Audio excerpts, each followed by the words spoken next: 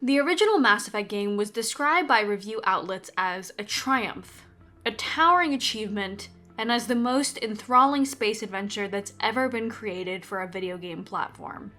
It is the basis for the universe that inspired me to begin to suspect that video games were an art form as a teen. But it has been almost 2 decades since this revolutionary series beginning first hit the market. Since then, video games have evolved a lot, with major strides in not only the RPG world, but also in the world of games as cinematic experiences. I will note that to me, the original Mass Effect trilogy really acts as one big game, best enjoyed when consumed as one whole. But given the mixed reaction I had to Bioware's latest attempt at creating immersive worlds, I thought I needed a refresh. To take a step back in time to the golden age of Bioware and dissect what my nostalgia is really rooted in. In this video, I will try to see if this game stands the test of time on its own, or if the shiny luster of its critical acclaim was chipped away by the sands of time.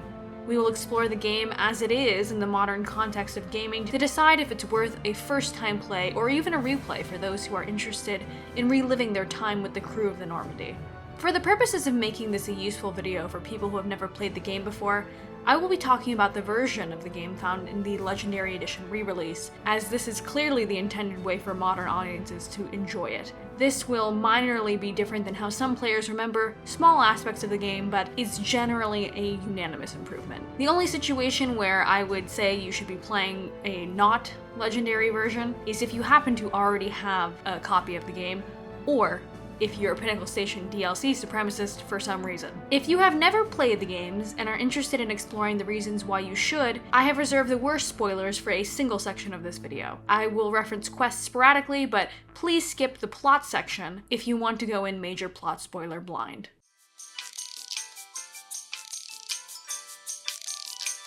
Let's start by discussing the most revolutionary aspect of this game: its sense of drama. Mass Effect really set a new standard for the way that games could be presented. In a similar way to how the invention of television meant that cinema snobs would look down on the small screen as a lesser storytelling format, video games, for much of their early history, were viewed as largely a silly dalliance, incapable of containing true narrative substance. Then, RPGs emerged on the market that told incredible stories and built great worlds, like the original Fallout titles, or even Bioware's own Baldur's Gate games, but at the cost of being delivered through ultra-complicated and difficult-to-learn game mechanics, as well as the connotation of being a dork. But Mass Effect really cemented the concept of video games as legitimate and as a digestible storytelling medium. Is it still as digestible as it was when it was released? Arguably not. We'll talk more about combat later, but it certainly plays with a more noticeable jank today. Nonetheless, it does have a timeless aura, if you will, given its drama-first mentality. There are a few ways that Bioware managed to create this distinctly curated, dramatic atmosphere. In terms of cinematography, there are a ton of action movie-esque cinematics throughout the game that chose style over interactivity. Conversation shots are framed very intentionally in a separate camera system from common gameplay. That is not new. They were framing conversations like that in KOTOR, this game's spiritual predecessor, but this framing combined with the so famous, it's patented dialogue wheel really put this game over the edge. By eliminating gamey things like numbers next to long sentences, or even having the cursor on screen during the dialogue sequence, players are able to really get immersed in the feeling of the conversation. Nowadays, there is no denying that this dialogue wheel feels reductive. There are also many times that the options can end up looping in odd ways, as options that you've selected already aren't automatically always stopped from being said again. Or, sometimes new dialogue will have the same written description on the wheel, so you might miss dialogue thinking you've already asked about a repeating subject. These are the quirks of the invention that would be worked out in later titles, but they end up aging this game, as they had yet to master the execution. It seems obvious in hindsight that a large reason for the invention of this streamlined wheel was probably also the ability to make the protagonist have a voice. There's no point in writing out the whole line on the wheel if Shepard will read it out verbatim. Instead, players can basically pick a vibe of response that they are trained to associate with wheel positions, and the voice of Shepard will do the heavy lifting of actually conveying the thought. This voice protagonist in itself is also a major aspect to the cinematic presentation of the game, as players are no longer left to fill in the blanks on their protagonist like in other Bioware titles. Instead, Shepard himself becomes the star to this sci-fi action epic, an avatar for the player to live out their fantasies as they see fit.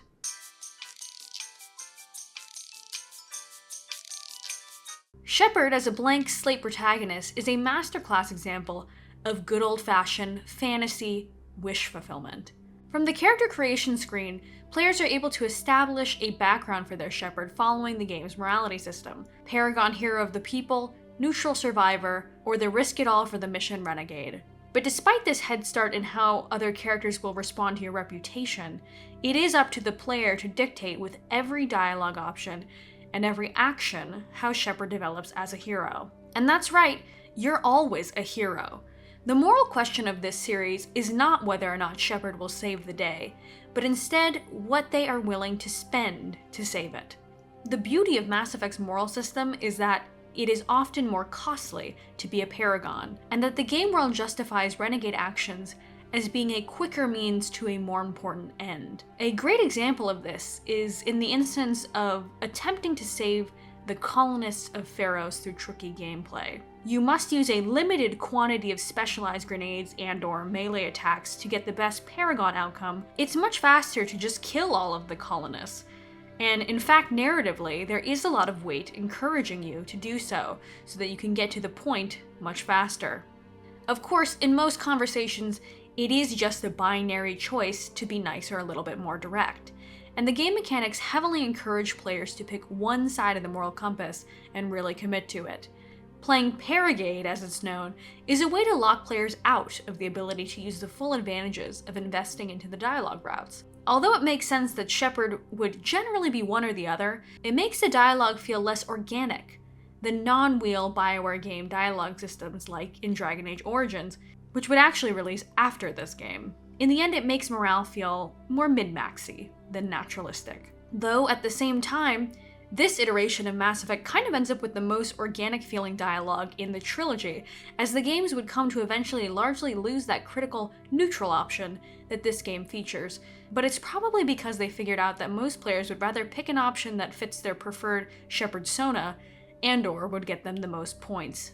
An important aspect to Shepard as a main character is something that I'll refer to as the masculine power fantasy trope that many video games can find themselves playing into. A great example for this is in Geralt of Rivia from the Witcher franchise, but especially in The Witcher 1 and 2. He is a character who shows basically no emotion, is a master at combat needed by the masses for his Witcher abilities, and gets infinite poon. Men fear him and women want him, etc. Shepard can also easily fall into this description, but manages to do so less overtly than Geralt by a simple virtue. Shepard can be a woman. There are many obvious instances of writing in this title in particular that are moments of masculine power fantasy tripping, like Liara as a character, which I'll talk about more later. And it becomes more interesting and subversive to me when they are expressed to FemShep. A grizzled combat veteran, a straight talker with a notably dry vocal delivery, a council specter conveniently above the law. These qualities are clearly traditionally masculine ideals, but in the world of Mass Effect, they become agender in a way that must have felt really subversive for the time. It seems like an accidentally clever narrative setup to make any and all players, regardless of actual gender affiliation, able to reap the benefits of the masculine power fantasy. As in, it was clearly written with male consumers as a target audience, and by chance, FemShep would end up just as popular and just as powerful as her male counterpart. And let me make this clear. This power fantasy is fun. It is undoubtedly cliché, outdated, and perhaps a bad message, but it is undeniably fun to me. If being the classic action movie star that everybody wants and fears doesn't appeal to you as a player, I can easily see how this protagonist and game would leave a bad taste in your mouth. However, for most people, this aspect of the game gives it a level of thrill and comfort that makes the rest of the foreign game world much easier to digest.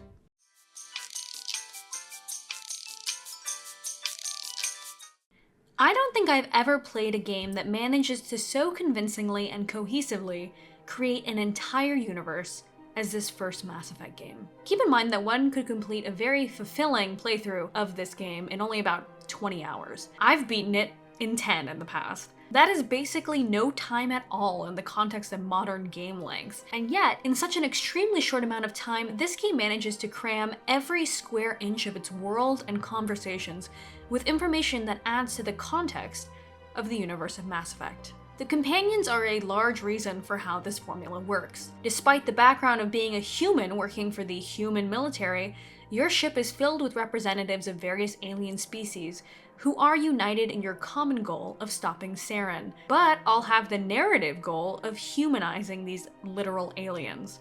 Conversations with Garrus, Tali, Rex, and Liara are essential to understand their respective species and their complex roles in the galactic community. Garrus is our connection to the Turian species, one that has had historic conflict with the human race and is also the species of our main antagonist in this game. Despite these natural points of contention, Garrus himself is simply a guy who wants to do good by people and is willing to take risks to achieve that good. He is a great reflection point for the player, who is also learning how to deal with the morality system in the game. You can effectively treat Garrus like a ward in how you shape his morality alongside your Shepard, condemning his wanton abandon for life in his quest for a greater good, or encouraging his anti-hero tendencies. He is one of the most humanized characters on the squad, despite arguably looking perhaps the most alien. Rex is a grizzled combat veteran, much like Shepard, but despite his hard exterior, he expresses great remorse for the plight of his people. He reflects the great Krogan conflict. It is easier for his people to flee their homeworld and simply work as mercenaries for money, rather than dwell on their doomed fate thanks to the Genophage. Rex talks about how he tried to fight against his own warlord father, to call for change and peace among the Krogan people, but he instead was met with betrayal and was forced to flee. He demonstrates that even races that are famous for things like violence and brutality exhibit natural human emotions like fear and remorse. Tali is just a young, well, basically a princess, scrappy and itching to prove herself in the eyes of her people.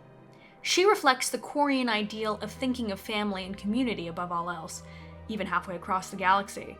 She is quite fearless and industrious, but also kind-hearted and idealistic. The Quarian people as a whole are exemplified through her. Self-sufficient wanderers whose failure in the form of their loss to their own creation, the Geth, does not hamper their spirit of survival. Liara is, well, she is largely a fetish in this game, but nonetheless she is an expression of Asari ideals in how she rejects them. The Asari are an advanced and graceful species. They are famous for their beauty and diplomacy, but also their biotic and tactical strength. Liara is just an inbred, socially awkward nerd, but she is posited as a social outcast in many ways, the opposite of the Asari ideals rather than an exemplification. This is no doubt a strategy the game takes to make the species more relatable and human through Liara, as the Asari can often come off particularly foreign, given their lack of conformity to human understanding of time and gender. And then there are the countless other species that the player can run into that give even further depth to galactic politics. The devout Hanar, the commerce-minded Volus, the great scientific curiosity of the Solarians, the expressiveness of the Elcor, and even the hints of the grandeur of the Protheans or touches of humanity in the Geth. Our human companions are also cleverly positioned in this game to reflect the responses a player might have when encountering so many alien species. Ashley represents a more fear of the unknown view on alien relations, claiming she is not a racist, but nonetheless harboring suspicions when letting random aliens climb aboard a highly advanced Alliance ship. Kaidan represents someone who has had a negative personal history with aliens, and yet learns from that experience that regardless of species, we are all just people, not inherently good or bad, and often flawed. Both of these perspectives are valid. Bioware probably anticipated these would be the two prevalent perspectives of players first being introduced to aliens, and wanted to make sure that any player could have a companion on their squad that reflected their views, as well as a human to offer an alternative point of view. Something worth noting is that these characters exist in this game as a tool to further the sense of the world, but in doing so, they tend to lose a sense of individualism that would later be fleshed out much more deeply in the series. I still think that the companions in this title exist as compelling concepts, but they do unquestionably become better characters in their later iterations. This game is absolutely brimming with interesting life forms, and to me, besides establishing cinematic presentation as a viable direction for video games, world building is the greatest thing that this game evolves in the greater game space. Yes, there are many games that have built fantastic worlds, but I can't think of another game since that establishes so much with so little. It is truly an achievement that I cannot understate, and would be the largest reason that I would recommend and have recommended this game, period. But in the past, when my raving about this game has inspired people to play, there's one thing that keeps them from finishing Mass Effect 1.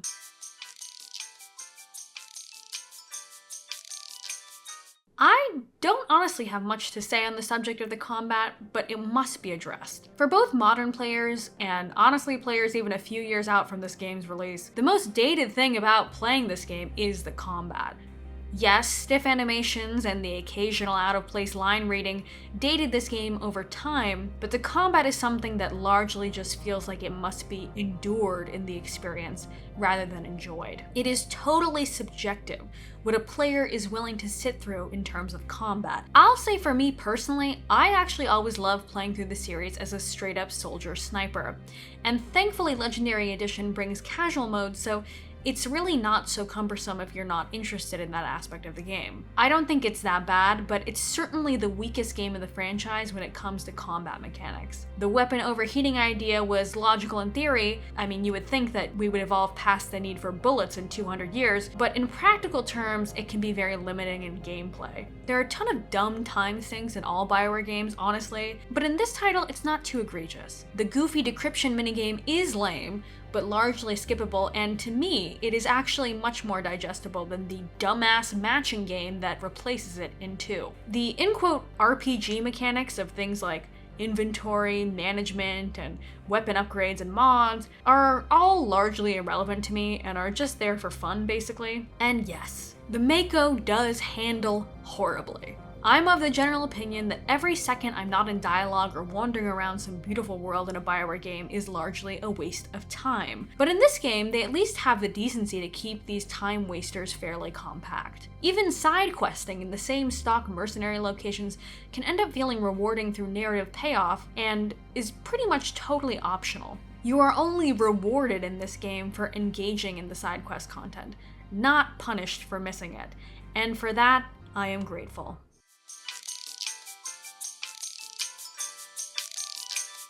So another Bioware generality that I typically attest to is that these games play for me largely as big romantic novels. And I want to make it clear that I love that about them, and that romance is usually the aspect of these games that I find myself getting the most invested in. But I have to say, as a standalone title, the romance in this game is perhaps the worst of any Bioware game. I haven't played Jade Empire, but I feel like even KOTOR had a more interesting and relevant romance in it in the form of Bastila Shan. The romance in this game is largely very force-feeling, awkward, and distinctly irrelevant. This is a moment where viewing the series as a whole, singular story really helps this aspect of the game. Because I am a true Liara fangirl, isolating her role and character to just this game is actually cringe. She is clearly a traditional virgin damsel fetish insert. She is, for some reason, always fainting after missions. Like, I have the same dialogue initiated 3 times where she needs to go lie down and Shepard comes in and checks on her. 3 times!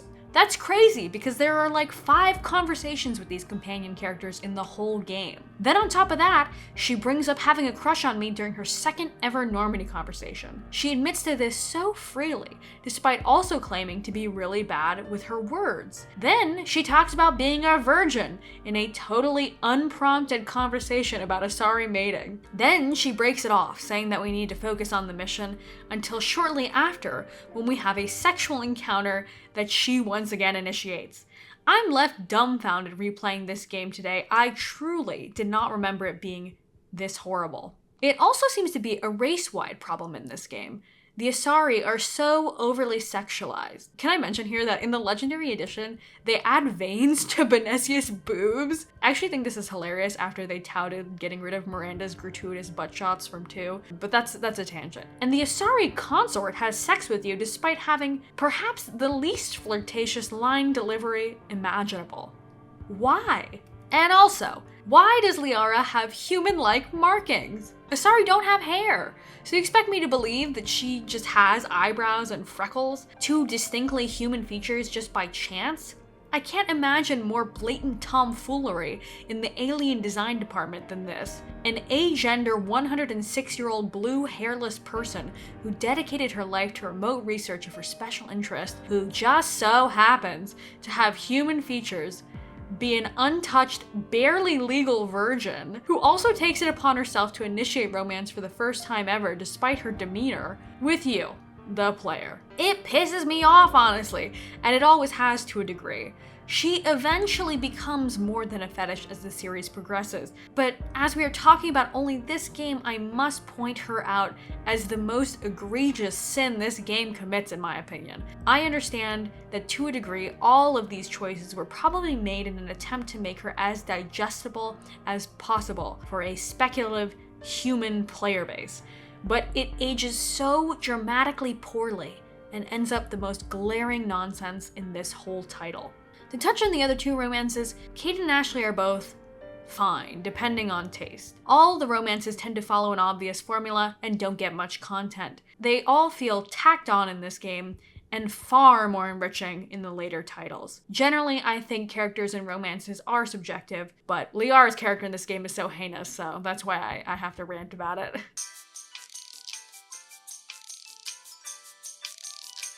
Now, despite the resounding flop of romance in this series entry, there is a major win that takes precedent here, which is the plot. More specifically, how the story in this game unfolds to reveal one of the greatest senses of dread that I've felt in any media format.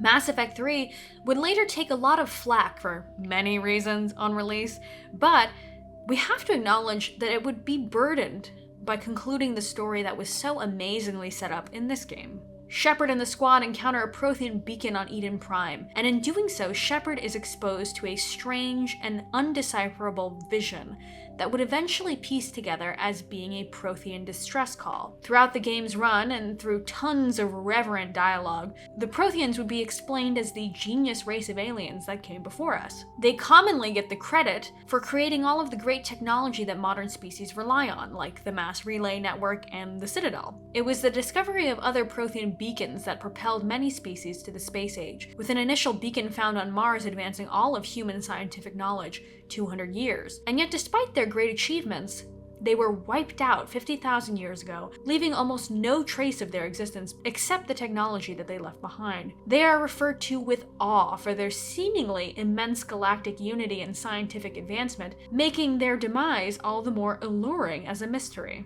Saren is a Council Spectre, like Shepard, who seems to have gone rogue for no discernible reason initially, but over the course of the game, he is revealed to be an indoctrinated pawn for the Reaper Sovereign. Shepard can attempt to convince him to renounce his allegiance to Sovereign, but the indoctrination is too strong. Saren becomes a great antagonist in this story because, much like the Turian on our squad, he acts like a foreboding reflection of Shepard. They are very alike, specters on a quest for knowledge about the Reaper threat, but Saren shows how dangerous the path is, just a step ahead from where we are narratively. He is a sad, complex idol for the perils of what can happen when wanting to save the galaxy at any cost begins to cost too much, and a once hero slips into the role of the villain. His inability to fight his indoctrination, even when it seems like he is breaking through, further bolsters the sense of fear about the Reaper's power. On Vermeer, it's elaborated that any organic life that spends enough time around Sovereign meets the same fate, but nobody knows why. The Prothean VI further corroborates that this is something the Reapers have always done, enslaving and indoctrinating races to carry out their bidding. And talk about cinematic, the conversation with Sovereign is perhaps one of the most impactful moments in the entire series. The music, the tone with which Sovereign speaks to you, The information he revealed just all builds layers onto this perfect encounter that fills the player with a sense of that dread. And even when Sovereign is defeated by the combined might of all the Citadel forces mixed with the Alliance fleet, the player is still left with the worry of knowing that it took all that just to stop one Reaper. I personally feel like the Reaper threat is really what gives this series its great emotion, and all of that powerful exposition starts here. Hearing that the Protheans, despite their great strength, fell easily to the Reaper's inevitable galactic conquest, and that they were just one of many cycles to do so, holds an immense narrative weight in this game. The revelation that the Reapers themselves created the mass relays, and the Citadel, and the seemingly harmless Keepers is jaw-dropping. Entire civilizations have been built on this technology just like the Reapers planned. It sets up the stakes of the series perfectly and is one of the largest reasons to be invested in this game. Even though we learn the name of the enemy and that war is on the horizon, we are still left with the pivotal question, why do they do this? And how can we possibly stop them? That is left for the sequels, of course, but it is a legitimately gripping hook. The plot reflects a lot of the strength that this game exhibits: intentionality, forethought, and pristine execution.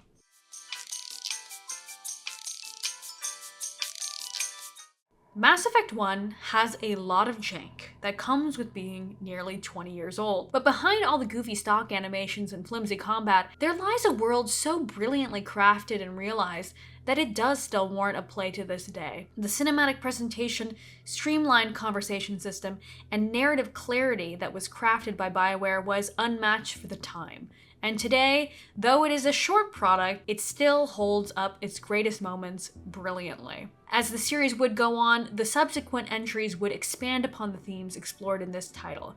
More races, more dialogue, more interactivity, better romances, and more overt messaging about the thesis of the series. Later games would go on to explore more complex themes like the inevitability of evolution through multiculturalism or the nature of creation to rebel. But this game's goal was more humble, and yet somehow much harder: create a universe. And it would, in my opinion, resoundingly succeed. Thank you so much for watching. Hope you enjoyed. Go play Mass Effect if you haven't played it. And stay tuned because I will be talking about 2 and 3 as well.